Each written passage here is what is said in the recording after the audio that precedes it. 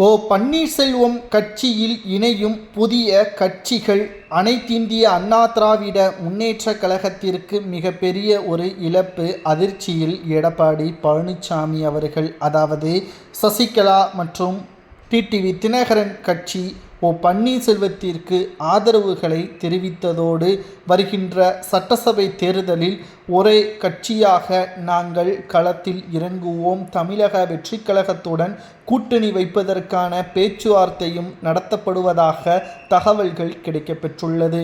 பெரும்பான்மையான அதிமுகவின் தொண்டர்கள் ஓபிஎஸ், சசிகலா மற்றும் டிடிவி தினகரன் பக்கம் இருப்பதால் எடப்பாடி பழனிசாமி அவர்களுக்கு இது மிகப்பெரிய ஒரு சிக்கலையும் தோல்வியையும் உறுதிப்படுத்தும். எதற்காகவென்றால், நடந்து முடிந்த மக்களவை தேர்தலாக இருக்கட்டும், அதற்கு பிறகு நடந்த ஒட்டுமொத்த இடைத்தேர்தல் புறக்கணிப்பு, அது மட்டுமல்ல அதற்கு முன்பாக உள்ளாட்சி தேர்தல், மேலும் அனைத்திலும் அதிமுக தோல்வி அடைந்ததற்கு காரணமே அதிமுகவின் தலைமை சரியில்லை, தொண்டர்கள் ஒற்றுமையாக கிடையாது, தலைமையின் பேச்சையும் கேட்பதில்லை என்ற பல்வேறு குற்றச்சாட்டுகளும் மூத்த நிர்வாகிகளால் வெளியிடப்பட்டு வந்தது.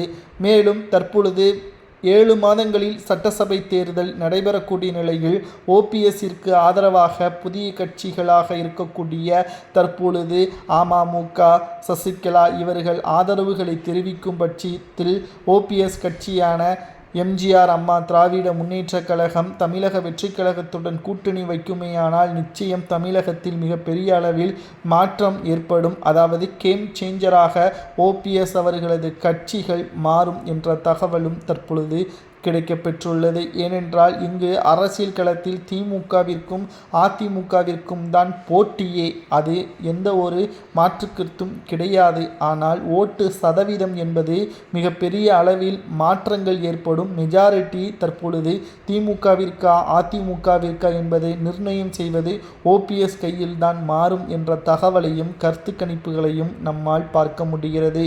2026 சட்டசபை தேர்தலில் நிச்சயம் ஓபிஎஸ் சசிகலா, டிடிவி தினகரன் ஆதரவுகளும் கட்சியில் கூட்டணி வைப்பதும் சரியா தவறா என்பதை உங்களது கருத்துக்களை மறக்காம கமெண்ட் வாயிலாக கூறுங்கள்.